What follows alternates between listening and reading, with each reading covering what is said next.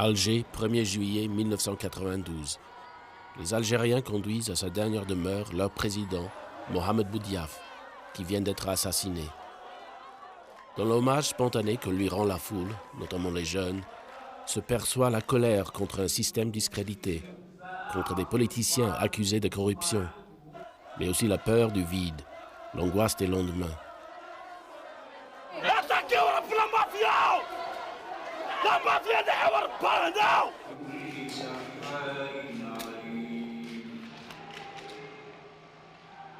L'espoir n'est pas mort. La sincérité n'est pas morte.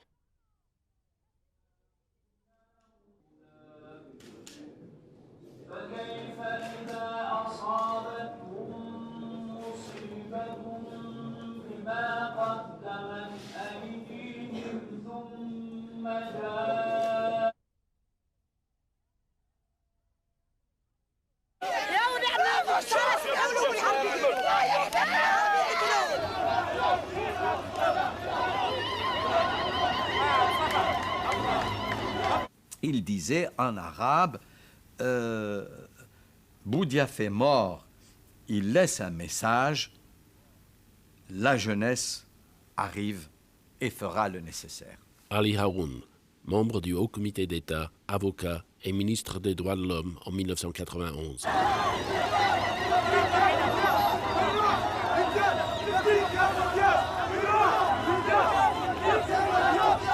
À mort, assassins, vous les avez tués, et puis vous faites semblant de pleurer, vous êtes des crocodiles. Et vous les suivez, vous le suivez, c'est une comédie, c'est inadmissible, c'est encore une insulte. Et alors on nous avait pris pour des gens qui étaient les ennemis de Boudiaf, et qui en plus, pour se camoufler, faisaient semblant de pleurer sa mort. Ahmed Djebar, conseiller de Mohamed Boudiaf. Je sentais que c'était foutu, c'est-à-dire qu'on allait réellement entrer dans la confrontation, que vraiment, ça allait être la guerre, quoi. Malika Abdelaziz, journaliste.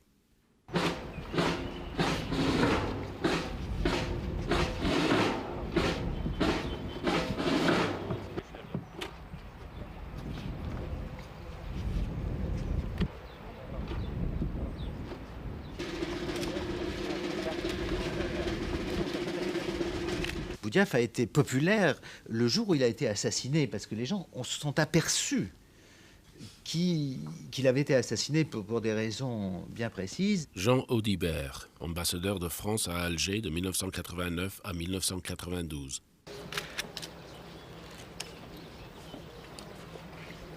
La société algérienne n'a pas encore fini de payer les conséquences de l'assassinat de Mohamed Boudiaf. Ahmed Ben Naoum, sociologue. أيها السادة والسيدات السلام عليكم ورحمة الله.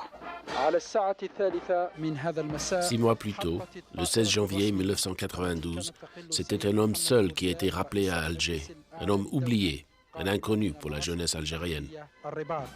السيد محمد بوذياف كان في استقباله عند أرضية المطار كل من رئيس الحكومة السيد سيد أحمد غزالي وأعضاء المجلس الأعلى للدولة ورئيس المجلس الدستوري وأعضاء الحكومة وعدد من الضباط السامين في الجيش الوطني الشعبي ورفقاء الرئيس في الكفاح وعدد من أصدقائه وأقربائه.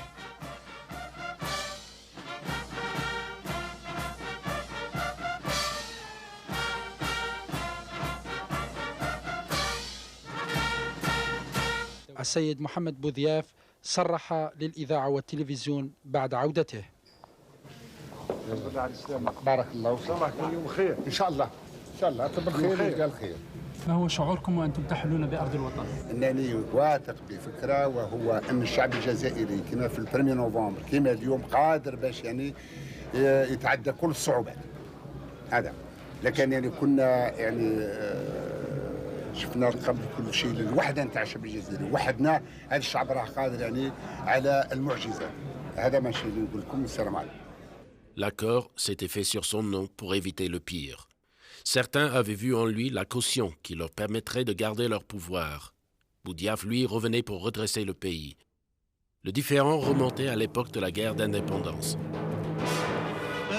troublé en Algérie, où en plusieurs endroits du territoire, une série d'attentats ont été commis dans la nuit qui précéda la Toussaint. C'est Boudiaf qui joue le rôle décisif dans la création du Front de Libération Nationale, qui le 1er novembre 1954 déclenche l'insurrection. Le FLN agit, lutte les armes à la main. C'est l'action qui soude les militants d'origines diverses. En 2 ans, le FLN, dans une lutte sans merci, conquiert le monopole du mouvement révolutionnaire. Il parvient à élargir la lutte et tient en échec l'armée française qui doit mobiliser le contingent. L'avion de Ben Bella et de ses compagnons avait été détourné. Et, dans la cour d'une prison d'Alger, Ben Bella, Mohamed Kider, Aït Ahmed, Boudiaf et Lachref. En octobre 1956, en regardant les actualités françaises, les Algériens découvrent pour la première fois le visage des dirigeants clandestins du mouvement. Parmi eux, Boudiaf.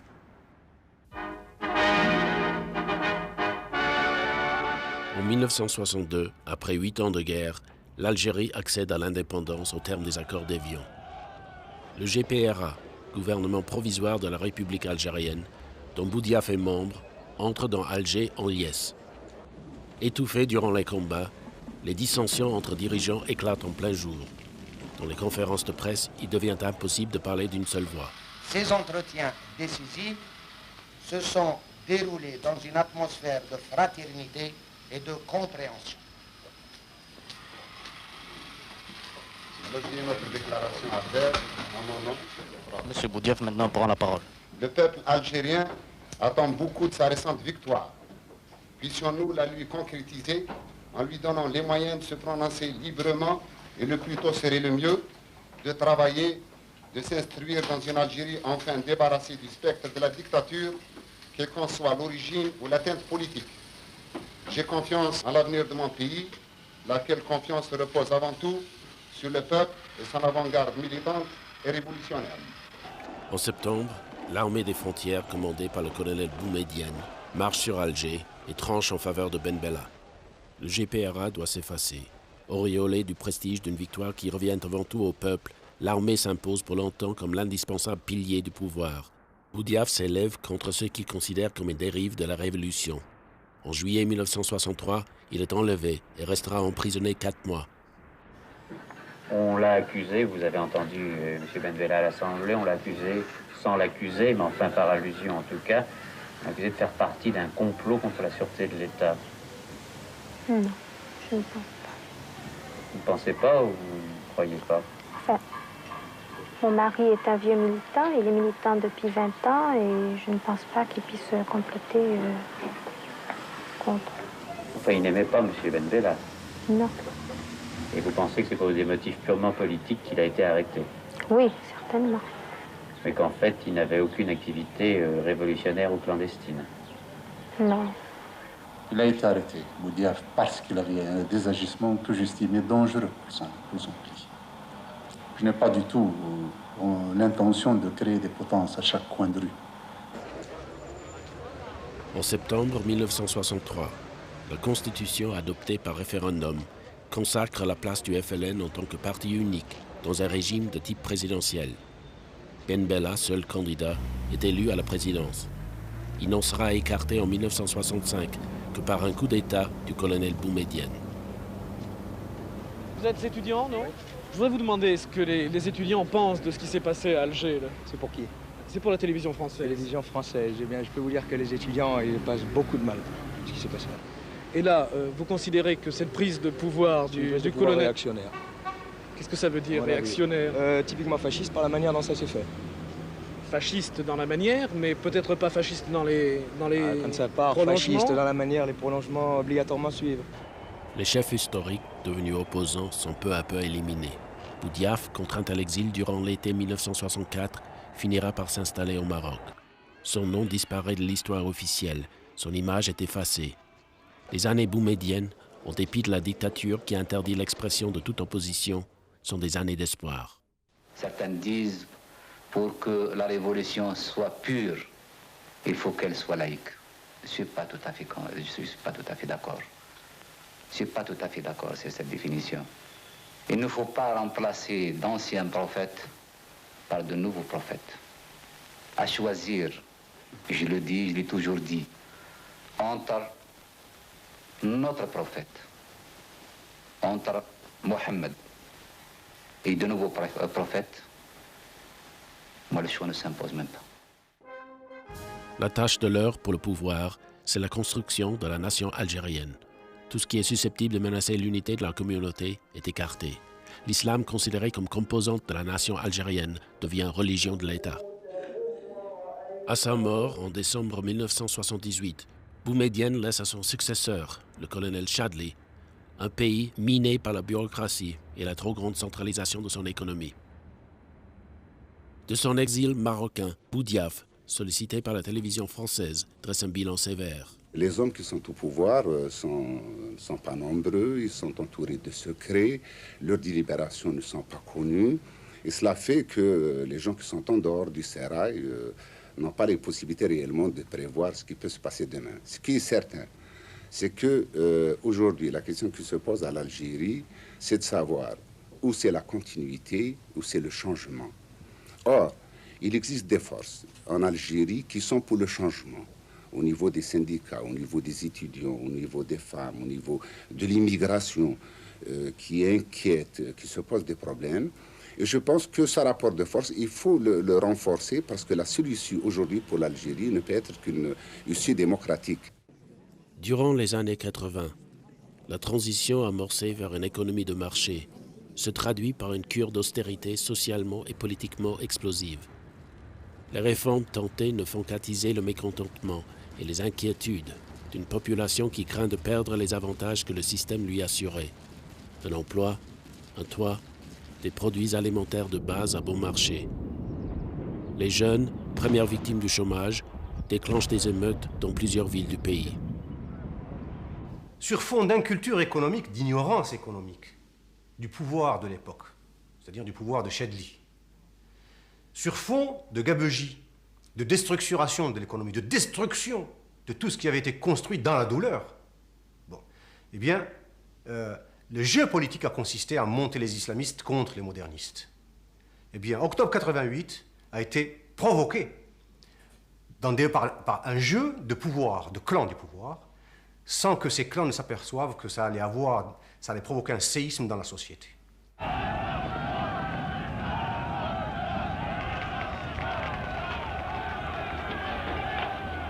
Ces émeutes révèlent au grand jour l'ampleur de la crise.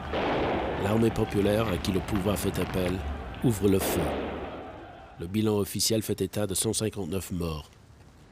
L'image de l'armée au sein de la jeunesse ne sera plus jamais la même. Mais il y avait eu, avant, à titre précurseur, si je puis dire, des émeutes localisées fortes, à Constantine, à Oran, plus l'agitation en pays kabyle à Tizi Ouzou dans les années 80. Donc c'était pas un événement complètement... cette explosion populaire d'octobre 88 n'était pas complètement inattendue. Ça avait été précédé par des secousses locales.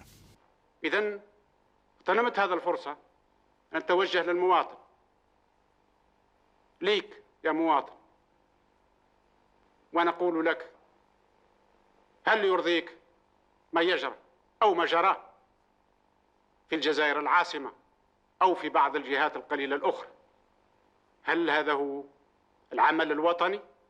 Après octobre 88, après la réforme de la Constitution, il fallait marquer d'une façon ostensible qu'on changeait de système. Alors, c'est à peu près à la même période que l'armée est sortie du FLN. Avant le comité directeur du FLN, il y avait un tiers de militaires qui faisaient la loi. Bon, donc l'armée est sortie officiellement, après un discours du parti, ex-parti unique, et on a nommé le chef d'état-major ministre de la Défense, ce qui était une espèce de normalisation.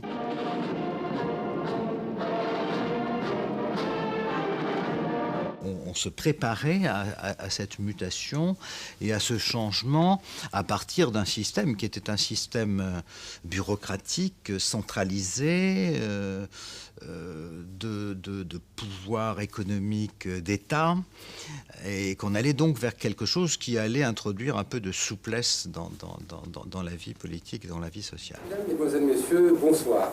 La chaîne 3, fidèle à ses traditions d'ouverture, et pour concrétiser les orientations du président de la République relatives à la démocratisation de la vie publique dans notre pays. L'événement est important, je dirais même qu'il s'agit d'une révolution, puisque pour la première fois dans l'histoire de l'Algérie indépendante, des sensibilités différentes peuvent s'exprimer en toute liberté sur les antennes d'une radio d'État. Et puis il y a des lois de 89 qui décident que pour créer un parti politique, il faut être 15 personnes. Alors effectivement, en Algérie fleurissent, je ne sais pas combien de partis politiques. Ce n'est pas des partis politiques d'ailleurs, c'est des associations à caractère politique. Ce n'est pas un problème de rhétorique. Un parti politique, ça signifie, créer un parti politique, ça signifie avoir un congrès constitutif, un programme affiché, une direction connue, un règlement intérieur, un certain nombre de militants connus. Chez nous, on fait l'économie de tout ça. On fait l'économie de tout ça. Ça donne quoi? Donc ça donne des partis politiques qui se constituent sur la base de 15 adhérents, qui ont des programmes qui ne sont pas connus. Bon, parfois, ils n'en ont pas du tout. Et ça permet, dans cette espèce de magma général, de faire passer la reconnaissance d'un parti islamiste, qui en l'occurrence est le FIS. Bien que la Constitution ait prévu qu'aucun parti ne pouvait avoir, je dirais, une base idéologique fondée sur la religion. Bon, malgré ces dispositions constitutionnelles, le FIS a été reconnu, et donc c'était un parti nouveau. Il est clair que la légalisation du FIS s'est faite sur intervention personnelle du président Chadli Benjedid. Pour qu'il y ait un vrai multipartisme, il faut qu'il y ait dissolution du front. Puisque dans le front tel qu'il existait en 88 au moment de l'explosion et après, on savait très bien qu'il y avait différentes sensibilités, puisqu'il y avait des crypto-communistes et il y avait des barbes FLN, qui étaient les islamistes, les crypto-islamistes. Abbassi Madani, leader du FIS et ancien cadre du FLN, ne se satisfait pas d'un islam religion de l'État. Il veut passer à la République islamique. La prière, c'est politique. Il n'y a pas un parti qui peut rassembler ses militants 5 fois par jour, comme nous le faisons avec la prière. Les opposants historiques, Aït Ahmed et Ben Bella, invités à légaliser leur parti, regagnent Alger. Je rentre pour l'Algérie. Je ne rentre pas pour moi. Il faut un consensus. C'est-à-dire des concessions. Boudiaf, quant à lui, demeure sceptique et préfère se tenir à l'écart. Boudiaf disait qu'après 88, on a organisé un vide politique. Et ce vide, effectivement, l'atomisation, c'est un vide politique. Parce que quand il y a 50 000 partis, on ne sait pas de quelle tendance ils sont. Ils peuvent raconter n'importe quoi, on ne sait pas.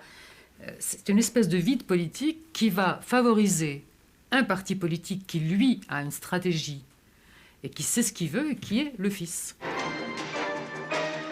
Le fait du jour, c'est la victoire des islamistes lors des élections locales en Algérie. Si l'on en croit les premières estimations, le Front islamique de Salut l'emporterait dans la plupart des grandes villes. Fallait-il ou pas légaliser le FIS? C'est un débat qu'on aurait pu avoir le droit de mener dans notre pays. C'est un problème important qui concerne d'ailleurs tout le monde arabe. Faut-il ou non légaliser, dans un cadre constitutionnel républicain, des mouvements qui se réclament d'une autre logique que la logique républicaine, qui se réclament d'une autre logique que le suffrage universel, qui se réclament d'une autre logique que la souveraineté populaire, puisqu'ils considèrent que la souveraineté, c'est celle de Dieu. Les chefs du FIS le disaient. Le vote, la démocratie, c'est impie.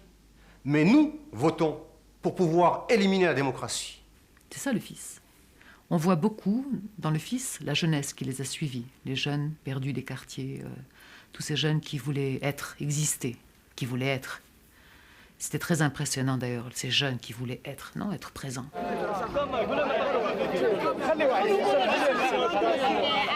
احنا دائما حنايا رافضين الشاذلي يعني في كل وقت راحنا نقولوا له دير استفتاء للشعب واذا حبك الشعب اقعد واذا ما حبكش الشعب يا خويا وعلاش هذه الفوضى هذه اسمعك حنايا ما عبيناش الرئيس ما عبيناش دائما يضربوا فينا ما عبيناش سيدي يبعدنا يا سيدي الرئيس هذا دوله اسلاميه. Le discours des islamistes est essentiellement justicialiste et se sert exclusivement de l'émotion provoquée par l'injustice des pouvoirs en place. En décidant d'organiser des élections législatives en décembre 1991, Le pouvoir offre au fils la possibilité de parvenir à ses fins.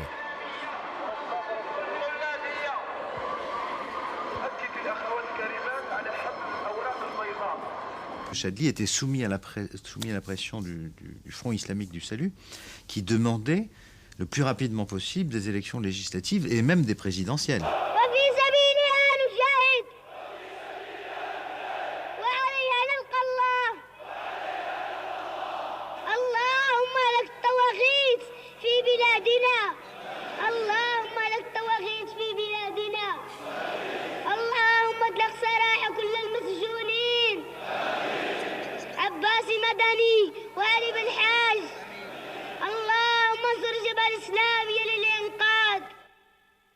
L'armée fait une déclaration, un éditorial d'El Djish sort, l'armée, Djish c'est la revue de l'armée, disant en clair, jamais on permettra à l'intégrisme de prendre le pouvoir en Algérie. Malgré ça, on va aux élections.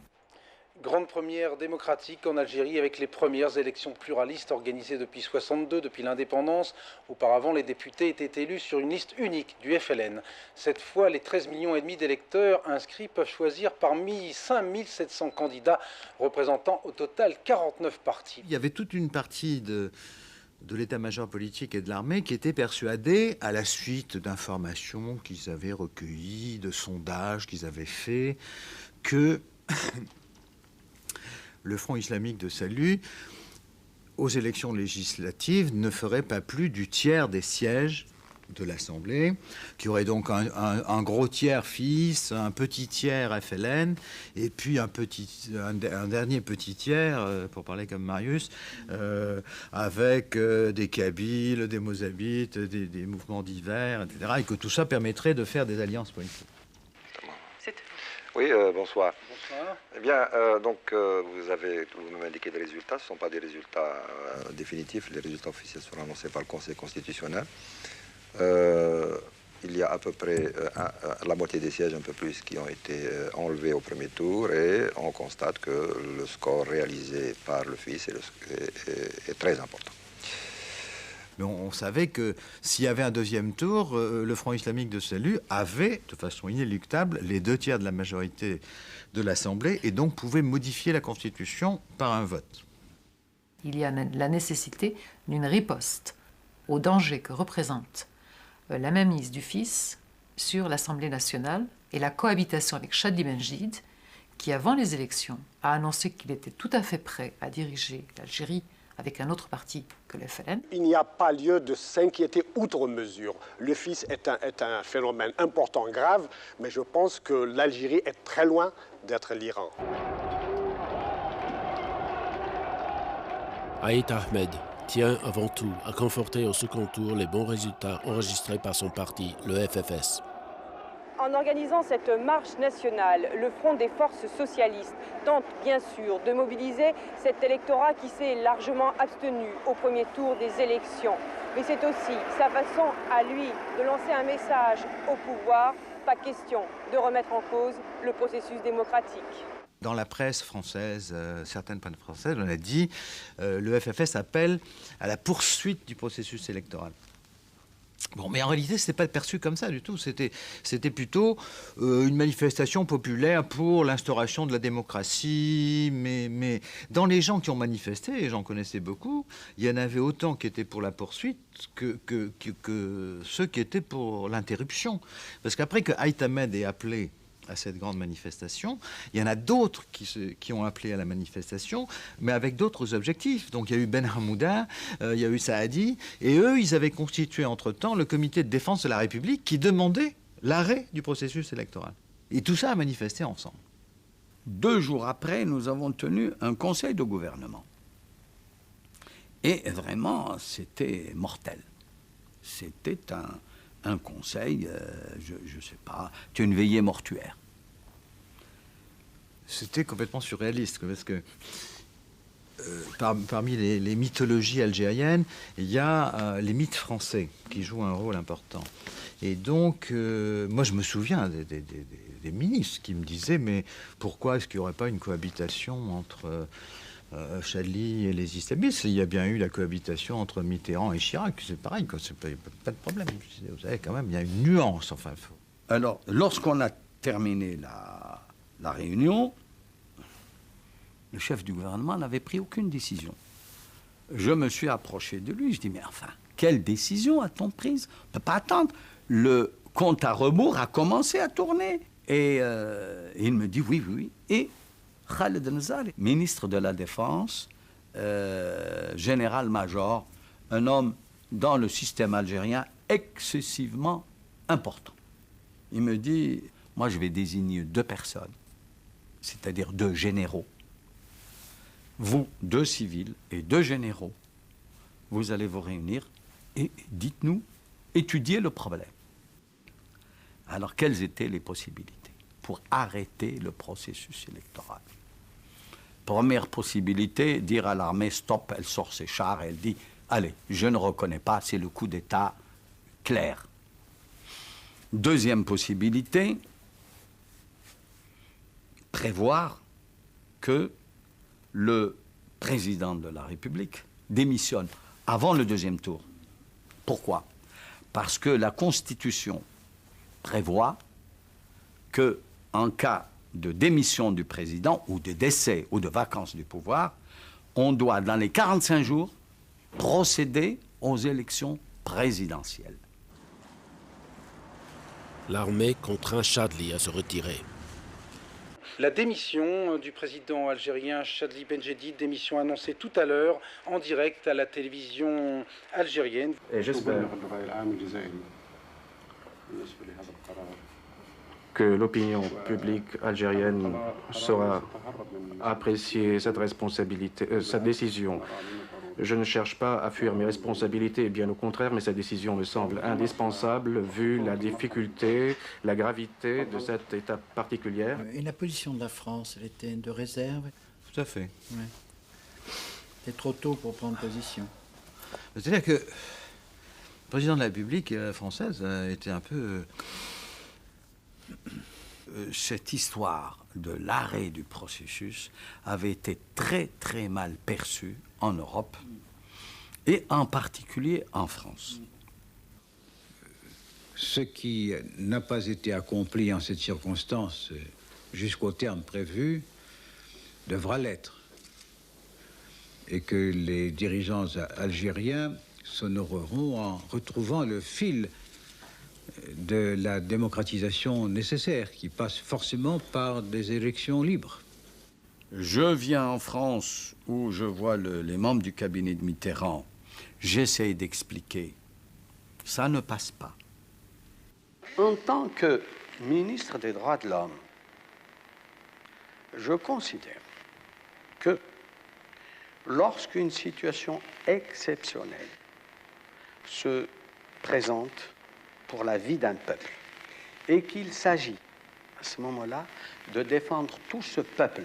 Parce que ce qui nous menaçait, nous, après le 15 janvier, c'était l'État islamique tel qu'il est conçu dans certains pays que je ne veux pas nommer ici. Ce que j'ai constaté à cette époque-là, c'est que dans les pays où on comprenait les motifs profonds de l'arrêt du processus électoral en Algérie, l'intégrisme islamiste ne trouvait plus tellement de compréhension. Par contre, dans les autres pays, eh bien, il a continué à s'installer et à se développer. Donc là, le 11 soir, après le départ de Chadli, on ne savait pas encore très bien qu'est-ce qui allait advenir. Donc il a fallu attendre le 13, la réunion du Conseil national de sécurité. Un haut comité d'État est créé à la hâte pour éviter une vacance du pouvoir. Mais il lui faut aussi un président qui soit un symbole fort. Un soir, vers 11h, minuit, nous sommes à 4, nous discutons, et puis je dis à Belkhaïd, j'ai dit, mais écoute, et si on demandait à Boudiaf de venir? Belkhaïd me dit, bien sûr, ce serait merveilleux, mais tu ne veux pas accepter. Quand il l'a eu au téléphone, il a dit, j'aimerais venir te voir. Bon, sa réaction, ça a été, pourquoi? Il a dit, il faut que je te voie absolument. Il a dit, si c'est pour encore une histoire de parti, parce que c'était les créations des partis à l'appel à ce moment-là.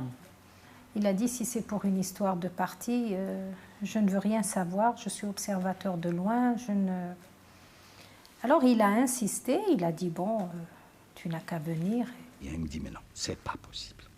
Alors au bout d'1 heure de discussion, j'ai dit, écoute, je comprends parfaitement et je vais te faire une proposition. Tu ne dis ni oui ni non.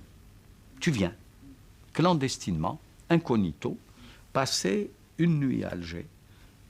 Tu vas voir ces gens de l'armée, tu vas voir le gouvernement d'abord, tu vas voir le ministre de la Défense, tu vas voir les syndicats, enfin, tout ce qui compte actuellement en Algérie, pour te donner une idée plus réelle, plus concrète que ce que moi je peux te dire en 1 heure.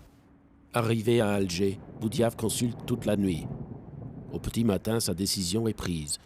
Il me dit, la situation est dramatique. Il accepte parce qu'il pense que sa stature, son histoire, sa capacité de rassemblement lui permettront de jouer un rôle dans cette transition et donc peut-être de surmonter les difficultés qui pourraient naître du pouvoir militaire ou de telles coteries au pouvoir. Donc je crois que c'est ça, c'est vraiment un patriote sincère et qui en même temps peut-être je dirais des rêves d'être le De Gaulle de l'Algérie. On a voulu lui faire endosser un personnage qui visiblement, il ne voulait pas endosser, il le disait, il n'était pas le sauveur de l'Algérie. Il n'y avait pas de Zorro, il le disait, sauvez-vous vous-même. C'était vraiment son message. Moi, je suis là, je vous appuie. Je compte avec vous et sur vous, mais il n'y a pas de sauveur, il n'y a plus de sauveur, il n'y a jamais eu de sauveur.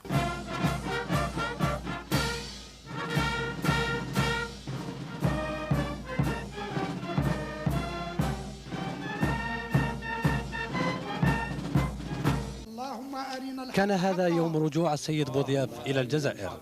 التحدي الجديد يقع اليوم على عاتق أعضاء المجلس الأعلى للدولة. La conviction de Boudiaf n'a pas changé. Il n'y a de salut pour l'Algérie que dans la modernité. Pour restaurer l'État, il faut que les dirigeants regagnent la confiance du peuple. Il vient, mais il se méfie de la sécurité militaire et des gens qui pourraient faire pression sur lui. Donc il veut bien avoir des rapports normaux avec un certain nombre d'institutions internes, mais il ne veut pas être prisonnier d'un clan ou d'un groupe. Et donc il s'entoure d'anciens collaborateurs à lui, d'anciens du PRS. J'étais responsable des discours de Boudiaf, en arabe. Enfin, il n'y avait pas de discours en français, c'était en arabe. Enfin, l'arabe de Boudiaf, hein, parce que l'arabe de Boudiaf, c'était un arabe classique, arabe populaire, dialectal, et un peu de français dedans. Donc un mélange. À part les grands discours qu'il a fait au début, en particulier les 2 premiers, où c'était de l'arabe classique où il lisait, et encore de temps en temps, il avait des tendances à vouloir sortir de son texte. Bismillah, walhamdulillah, wassalatu wassalamu ala rasulillah. Ikhwani, akhawati. Assalamu alaikum. Il avait été censuré par la télévision, c'est-à-dire on voyait bien que son discours avait été monté, qu'on avait coupé des passages qui ne convenaient pas, je ne sais pas à qui. Donc c'était quand même assez surprenant. On faisait venir cet homme qui ne demandait rien à personne pour jouer le rôle de sauveur de la nation après une espèce d'échec politique total. Et la première chose qu'il subit, c'est la censure de ses propres services. Donc c'était inquiétant pour l'avenir. Allez-vous garder M. Sid Ahmed Rozali comme Premier ministre ou bien estimez-vous qu'il constitue encore un gage de stabilité et de crédibilité de l'Algérie à l'étranger? En tous les cas, Sid Ahmed Rozali, je l'ai dit, reste au gouvernement. Il y aura un remaniement ministériel prochainement pour resserrer cette équipe et de faire que Sid Ahmed Rozali, nous n'avons rien contre tous les cadres de l'Algérie. Nous voudrions seulement trouver des équipes capables de travailler. Changer de gouvernement, c'est lorsqu'on a un programme politique. Alors moi, j'avais compris ça, en tout cas mes camarades aussi, hein, c'est que nous avions vécu une période de transition. Le gouvernement gère tous les dossiers de l'Algérie qui étaient liés à la gestion quotidienne. Les dossiers sensibles étaient gérés à la présidence.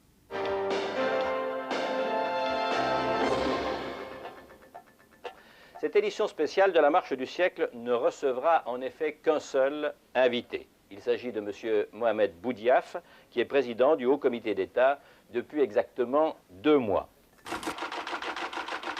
On en a marre des apprentis sorciers. On en a marre des apprentis sorciers dans la politique, des dinosaures du pouvoir qui font du népotisme, qui posent leurs frères comme ministres, qui font de la magouille, qui pillent le pays. On en a marre des apprentis sorciers religieux qui se prennent pour de nouveaux prophètes alors qu'il y a un seul prophète, c'est Mohamed, et il n'y en aura jamais d'autres. Tu vois, il y en a marre qu'on nous la fasse. Toutes ces jeunesses qu'on a mis de côté, ces jeunesses qui a été marginalisées, mon but c'est de faire que cette jeunesse puisse s'organiser autour de ces difficultés et être un élément de dialogue et un contre-pouvoir. Tant que cette société ne se structure pas, tant qu'il n'y a pas des partis représentatifs, cette armée jouera le rôle qui est joué. Et la révolte, dans cette situation et l'avance du fils, c'est parce que on lui fait supporter les erreurs du politique, tels que les événements de 88, que l'armée n'oublie pas. Et il s'est créé des conditions en Algérie où s'enrichir, ça donnait à la corruption, au privilège, c'est devenu quelque chose de normal. Et l'exemple vient d'en haut. Maintenant, avec cette justice, que peut-on faire? Mais j'ai rencontré dans ce corps de juges des gens révoltés, autant que celui de la rue, et qui sont décidés réellement à faire le ménage. Des dossiers, nous allons les préparer. Seulement, je ne voudrais pas que ça soit la chasse aux sorcières. Au fond, c'est un appel à ce que vous fassiez le ménage. En avez-vous les moyens? Pour l'instant, non. Au début, nous n'avions pas conscience que c'était une course contre la montre. Mais très vite, avec l'expérience que nous avions eue pendant les premières semaines, les premiers mois, on sentait que ça résistait quelque part. Et que par conséquent, il y a d'un côté des résistances qui pouvaient être efficaces, qui pouvaient être rapides et qui pouvaient être absolument fatales. Mais d'un autre côté, il y avait des potentialités extraordinaires. Si le relais pouvait être créé, elle pouvait contrer les résistances et elle pouvait les balayer. C'est le relais avec la jeunesse et avec le peuple profond. Je lui parle de la corruption. Il me dit oui, la corruption, mais la corruption, c'est systémique. Des gens qui ont utilisé leur position dans le pouvoir pour faire des affaires et qui n'ont même pas eu la décence d'investir ce qu'ils ont volé ou gagné en Algérie. Ils investissent en achetant des hôtels boulevard Saint-Germain ou en achetant des affaires aux États-Unis ou au Canada. Ils n'aident même pas, leur vol n'aide même pas, par l'investissement, à construire une économie nationale. Boudiaf a fait un tabac, si je peux m'exprimer ainsi, à partir du moment où il a commencé à parler de la mafia politico-financière. Boudiaf a accepté de signer le texte disant qu'il faut absolument qu'un ancien général à la retraite soit jugé pour corruption. Il a apposé sa signature pour qu'un ancien juge à la retraite soit jugé. Il a signé aussi la décision d'arrêter, de mettre en prison et de juger Hadj Bettou, considéré comme un symbole de trafic transfrontière. Mais pour mener une action contre la corruption, il faut quand même un appareil, il faut une administration, il faut des magistrats, il faut mettre en place quelque chose, une machine à réprimer. Et donc il faut le temps. Et c'est ça qu'il n'a pas eu. تلك الأمور فقلبي جزائرنا ليست بلبنان اللهم هذه البلاد فرعها واحفظ شعبها من فتنة العدوان وصل مولانا على الحبيب محمد وبشره ربنا بدولة القرآن والسلام عليكم ورحمة الله.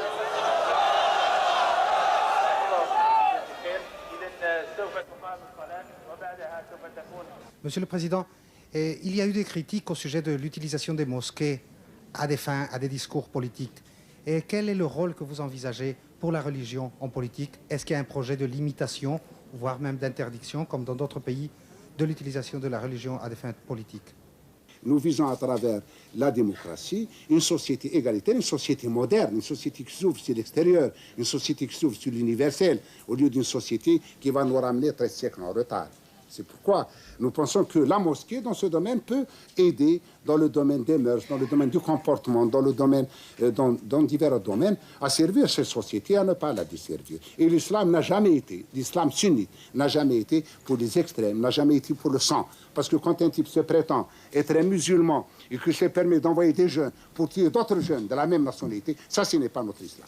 Notre islam, c'est l'islam de la tolérance. Notre islam, c'est cette religion qui doit nous aider à nous trouver nous-mêmes. Et l'Algérie, il a des choses, son islamité, son arabité, sa berbérité, tout ça, c'est le contenu de la société. Nous ne voudrions pas que l'arabité ou la berbérité soient utilisées ou manipulées en vue de diviser ce peuple. Nous sommes en état de guerre subversive. Est-ce qu'il faut employer les moyens de guerre ou est-ce qu'il faut employer les moyens de paix? Ce n'est pas tout à fait la guerre classique, mais c'est tout de même une guerre, enfin une force armée terroriste.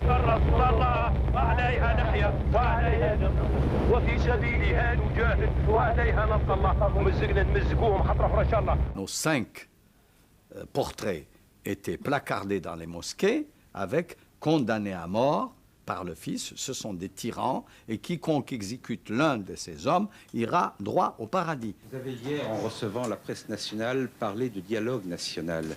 Est-ce que ce dialogue irait jusqu'à discuter avec le Fils ou certains de ses dirigeants actuellement emprisonnés? Il faut dialoguer avec les gens qui posent les problèmes de la démocratie en termes sains, en termes clairs, mais pas avec des gens qui utilisent la mitraillette et le reste, et de deux. Je pense que s'il y a dialogue avec la société algérienne, qui est constituée dans sa grande majorité par la jeunesse algérienne, c'est de pousser cette jeunesse à s'organiser autour de ses difficultés, à présenter des programmes. Et je crois que c'est là le grand dialogue. Boudiaf, quand il est venu en Algérie, dans son esprit, il n'était pas venu pour combattre le Fils. Sa préoccupation, ce n'était pas ça. Sa préoccupation, c'était l'Algérie est en crise. Le Fils était un aspect. Parce qu'après, on l'a montré comme étant celui qui est venu, son action pendant les 6 mois, c'était contre le Fils, mais pas du tout. Son action s'inscrit dans un cadre beaucoup plus global, et puis lui, il était venu pour débloquer une situation de crise. Le 4 mars 1992, sur plainte de l'armée, le Front islamique du salut est dissous par le tribunal administratif d'Alger. Lorsqu'on a posé la question à Boudiaf, il a répondu, si j'ai bonne mémoire, effectivement, il y a 9000 détenus dans les camps. S'il fallait en placer 20 000 ou 30 000, je le ferais sans état d'âme, parce que je suis à un niveau où il faut que je restaure l'ordre. Entre 10 000 ou 15 000 personnes détenues et les dangers que court le pays, moi, au poste où je suis responsable et j'interne ces personnes-là. Il y a toujours l'inquiétude à l'étranger sur les droits de l'homme ici. Il faut sauver l'Algérie. Et ça passe au-dessus de toutes ces considérations. Notre but, c'est que si, par exemple, on avait les possibilités, bon, on aurait bien voulu que ça marche bien, que la situation économique soit resplendissante, mais nous sommes devant un état de fait contre lequel il faut agir avec discernement, dans les cadres de certains principes. Nous ne sommes ni pour la répression, ni pour brimer des gens, mais nous voudrions que notre pays revienne à une certaine stabilité, à un certain ordre de l'égalité, et cela ne peut pas se faire après tout ce qui a été fait pendant ces temps derniers, et cela nous sommes obligés de supporter, de corriger. Eh bien, on ne peut pas corriger facilement comme ça. Il jouissait d'un prestige personnel, mais pas d'une autorité légale, j'allais dire, émanant des urnes. Estimez-vous avoir une manœuvre assez large pour mener la politique que vous souhaitez? À savoir qui j'ai les coudées franches, il y a une communauté de pensée de tout ce petit groupe qui travaille dans le même sens et dont le but est de redresser l'Algérie et de lui faire dépasser cette situation que je dirais un peu difficile. Il ne pouvait pas faire abstraction de ce qui existait et de ce qui étaient les éléments du pouvoir. à la fois du pouvoir au sens de l'État, au sens de la gestion au quotidien, donc du gouvernement, et aussi de tous les éléments du pouvoir qui sont les partis politiques, ceux qui en restaient du parti unique, l'armée, les services de sécurité, toutes les institutions structurées du pays, les syndicats, parce que le pouvoir, on se trompe quand on dit qu'en Algérie, le pouvoir est uniquement à tel endroit. Il est diffus, même si c'est très facile ensuite de dire l'opacité permet de conclure que c'est uniquement telle ou telle personne qui tire les ficelles. C'est beaucoup plus complexe que ça. Même quand on a envie de tirer les ficelles, on ne les tire qu'avec un minimum de consensus. Ça, c'est très important pour l'Algérie et c'est lié à sa culture et à ses traditions. Pas ses traditions de parti unique, ses traditions profondes. Alors les clans dans le pouvoir, ils se regroupent comment en Algérie? Ils se regroupent le plus souvent sur une base régionaliste, pas régionale mais régionaliste. C'est l'un des obstacles majeurs à la construction de la démocratie et à la culture, à la culture démocratique dans la société. Pour faire évoluer ce système, Boudiaf commence à formuler l'idée du Rassemblement patriotique national, le RPN, qui doit permettre aux forces vives du pays de s'organiser, de devenir le levier du changement. Qu'est-ce que vous allez dire à des jeunes qui vivent à 10 dans une pièce, qui sont au chômage, qui n'ont pas d'argent? Et il y en a chaque année, comme vous le savez, beaucoup qui vont venir sur le marché, qui ne trouveront pas de travail dans les années à venir. C'est comment on peut les convaincre qu'il va se passer quelque chose. C'est pourquoi j'ai posé le problème du rassemblement démocratique en m'adressant aux jeunes. Je sais que ces jeunes attendent de tout. Et il dit, c'est un parti ou un mouvement qui va se créer et qui va, lui, il fallait le créer rapidement, au mois de mai-juin, pour lui permettre de préparer les élections présidentielles. Mais pas comme un relais uniquement, comme un débni oui-oui. C'était conçu comme concevait Boudiaf le rôle du peuple. Le rôle du peuple, c'est une force pour concrétiser une politique, mais c'était aussi, lui, le gardien du temple, pas le pouvoir. C'était lui qui devait, à chaque fois, exprimer le réajustement. Tous les petits partis et les grands partis et certains leaders historiques qui pensaient que peut-être c'était à eux d'être là et non pas à lui, d'être là où il était, c'est-à-dire dans le siège de la présidence, ont commencé tous à l'accuser de vouloir recréer le FLN, de vouloir je ne sais pas quoi, de vouloir coiffer, de vouloir diriger. Donc il y a eu ce type d'accusation. Dans la plateforme du RPN, il y a quelque chose qui est absolument inouï, en tout cas inhabituel, pour la culture politique des Algériens pour les 30 ans d'indépendance. Il y a le mot « il faut que les militants qui sont dans le RPN fonctionnent comme un contre-pouvoir ». Vous avez encore des questions, s'il vous plaît? Allez-y, parce que je vais arrêter, parce que je pense que nous avons fait le tour de toutes les questions. Et je vous remercie beaucoup. Et je vous fixe rendez-vous pour la prochaine, pour nous expliquer. Merci beaucoup. Et il me dit... comme on dit, enfin, il a dit en arabe, Allah yakharrijha ala khair. Alors moi, tout de suite, je lui dis, on repart chez nous. Il me dit, c'est pas facile. Repartir, c'est pas facile, mais enfin, pourvu qu'on me laisse le temps. Et ça, il le disait toujours, pourvu qu'on me laisse le temps, parce que quelque part, il savait que ça arriverait. D'ailleurs, la veille de notre retour, il l'a dit. Il a dit ici, il a dit, je vais rentrer, mais je suis sûre qu'ils me tueront. Et quand je lui ai dit c'est un suicide, il m'a dit non, c'est le devoir pourvu qu'on me donne le temps de faire quelque chose.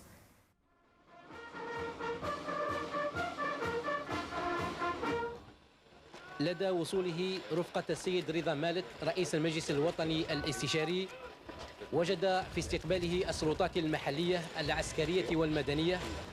Boudiaf entreprend pour la première fois une tournée de voyage à l'intérieur du pays. Après 5 mois à la présidence, il a besoin d'un dialogue direct avec la population. Il veut faire connaître son projet de rassemblement, en expliquer le programme.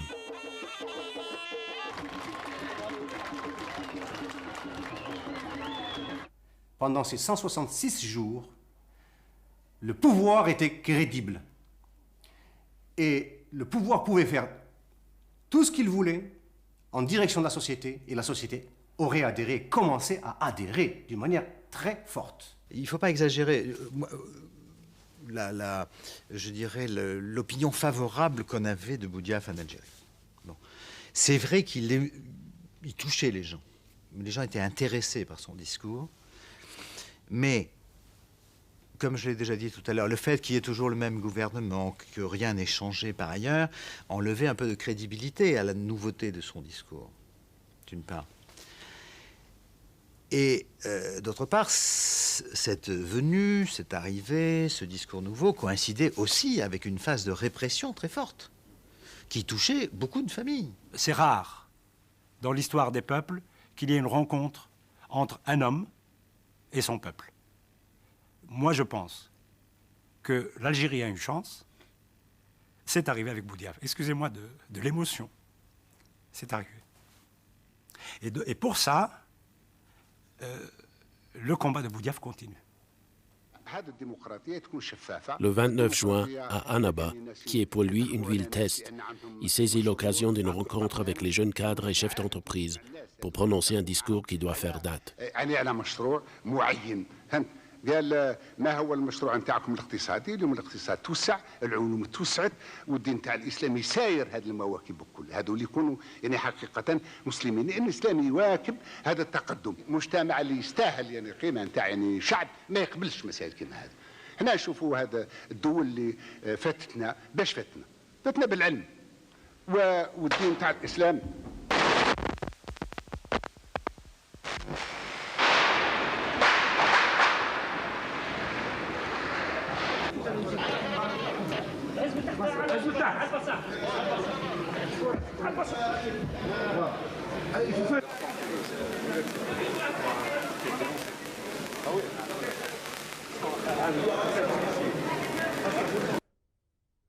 Dans son rapport, la commission d'enquête conclut « Nous sommes amenés à considérer que l'assassin n'a pas agi seul, que derrière lui, il y a des instigateurs, un groupe, une organisation. Qui sont-ils? C'est la question fondamentale. » Cette même commission se déjugera plus tard et classera le dossier en officialisant la thèse d'un acte isolé. Pour eux, c'était un vieillard de 73 ans qui était loin de la réalité nationale, qui n'était au courant de rien. Donc, ils pouvaient l'utiliser ou le manipuler comme ils voulaient, mais ils se sont rendus compte non seulement qu'ils ne pouvaient pas le manipuler, mais d'un autre côté, il a balayé tout ce monde. Et je crois qu'ils ont pris peur quand il a commencé de parler de corruption, de cette mafia.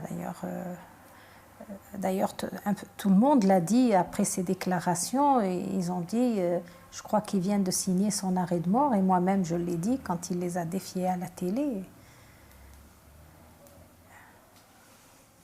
Ceux qui l'ont tué ont fait d'une pierre deux coups, peut-être même 3 coups. Ils ont protégé leurs intérêts de clans, de gangs, de mafia. Ils ont tué une possibilité d'échappatoire, d'alternative au système politique que nous connaissons depuis 62 et qui est allé en dégénérant au fil des ans. On ne saura jamais la vérité, nous vivants.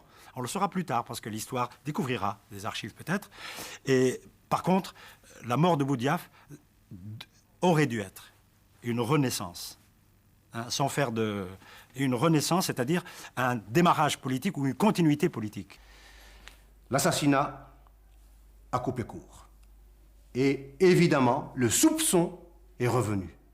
Et le pouvoir est devenu un pouvoir illégitime parce que non crédible. Et jusqu'à maintenant, malgré les élections, malgré toutes les élections qu'on peut faire, eh bien, le pouvoir n'a pas reconquis un semblant de crédibilité. Les Algériens sont de plus en plus méfiants et n'ont jamais été aussi méfiants que maintenant.